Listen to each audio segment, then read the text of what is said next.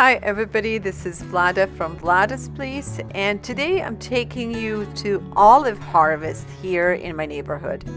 I'm particularly excited to share this experience with the rest of you because I have some questions that I would like to ask all of you who are watching this video.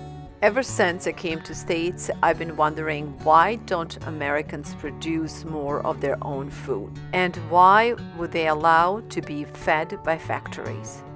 I've been doing some research to figure out what was the turning point in American history and culture that turned us away from fresh, organic, and locally produced food. And why did we so eagerly embrace fast food and frozen meals? It's a harvest time in my neighborhood, olive harvest that is. And this is one of those times in life and in community that it's most rewarding. Not just because we get to pick these beautiful olives, but because we get to gather. We get to be together and we get to celebrate all the abundance that God gives us.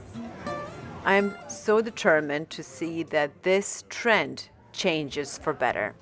I like to envision that community harvests like this one will become a common thing in America once again.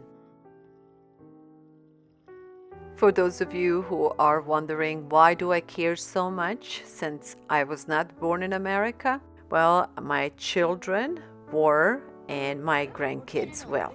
And that alone is a reason enough for me to do everything within my power to see that the culture of living and eating in America changes for better. Your hair too. There's so much oil, a good oil. We are sharing it. It's the best. Hi, Filipinos. We don't need to go to Italy or France to have experiences like these. And why should we romanticize over Italian or Greek oil when we can make just as good of an oil right here in US? The bottom line is, things have to change. To find out what I'm doing to bring healthier food to America, visit vladav.com.